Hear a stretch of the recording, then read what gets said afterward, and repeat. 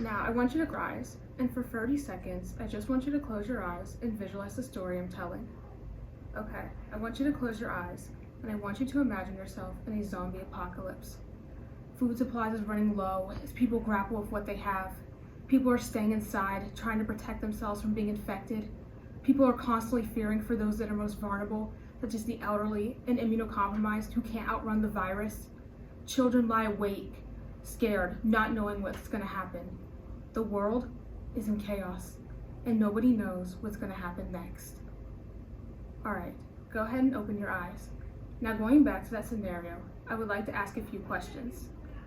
Would parents expect their children to go to school in the midst of a zombie apocalypse? Would administrators expect children to flourish while their brains are being preoccupied with the will to survive? Would schools expect children to perform at the same level of excellence as they did in a pre-apocalyptic world?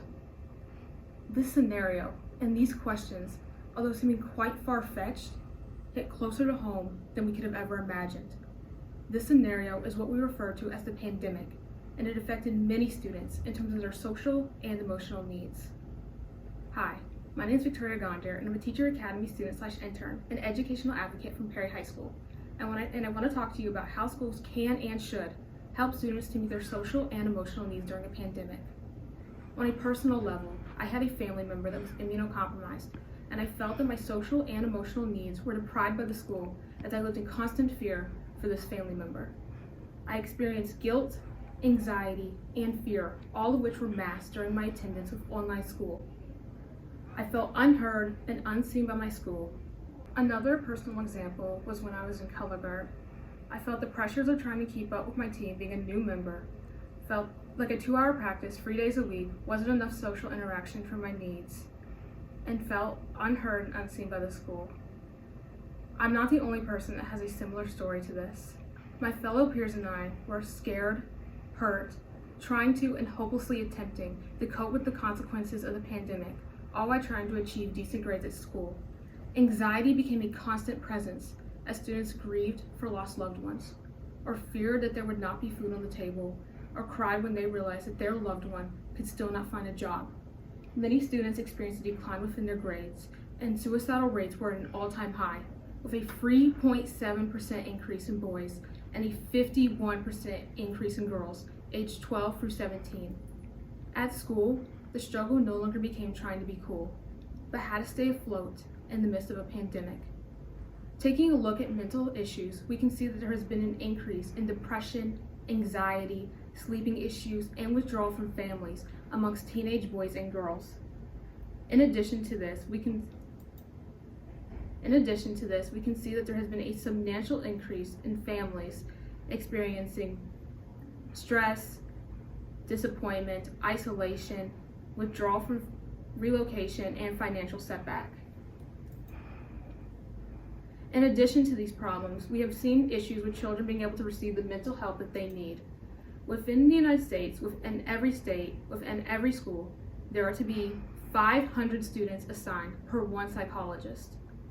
These numbers, which were already bordering on unacceptable, have become even worse during the pandemic, with only one state managing to reach this requirement, while other states are way above this, with Ohio having 806 students per one psychologist. How do we solve these issues?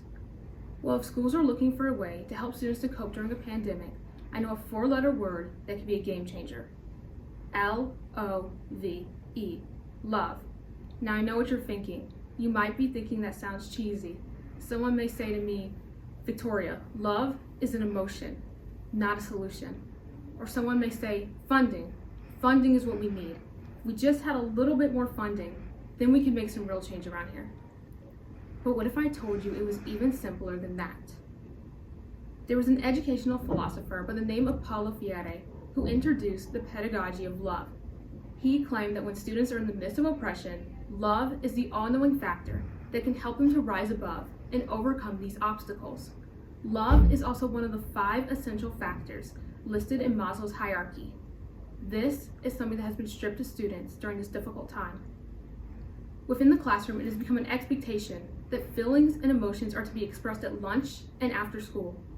Feelings have no place in the classroom with academics. If you want to see your counselor, you can fill out a form and hope they contact you soon. If you are having family or mental issues, you need to be in the classroom because being absent is unacceptable. Some students go the whole school day without a single teacher saying hello to them. These unchecked and unspoken laws have continued to go on. Why? Why is this the expectation? Is this the best that our schools can give to students? I challenge and encourage administrators and teachers to push beyond these boundaries within the classroom, especially during a pandemic. And I would further prompt the question of whether or not social and emotional learning standards are truly being met during this difficult time. When it comes to social and emotional learning, or SEL, there are three aspects involved: family, teachers, and the district. During this difficult time, students have been so heavily deprived of relationships with their fellow peers, teachers, and their community that they are unable to properly convey their feelings and emotions.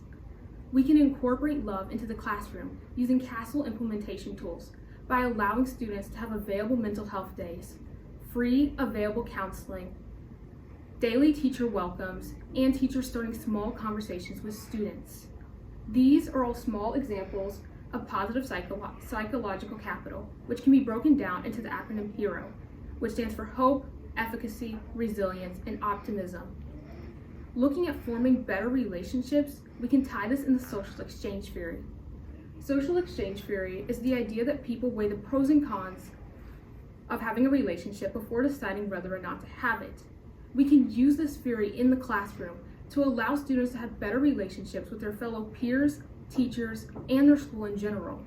This can be accomplished through schools sending out weekly newsletters highlighting students' achievements and efforts, through student podcast rooms where students can freely express themselves and give stories that other students may relate to, by sending out free virtual links to all students and staff, encouraging them to support their sports teams, and through a more open-minded dress code that allows students to be themselves, through piercings, nose rings, and/or coloring their hair. These are all non-destructive and peaceful ways for students to find a safety net of comfort and familiarity within the classroom.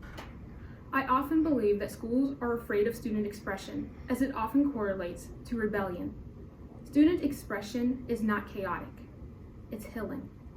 So how can schools help students help meet their social and emotional needs during a pandemic? The answer is love. Be an educator to someone in your life. Schools also need the help of people like you to make a difference. Lead and inspire change with love in your heart instead of hate. I will leave you all today with a quote from civil rights activist and teacher Martin Luther King Jr. I have decided to stick to love. Hate is too great a burden to bear.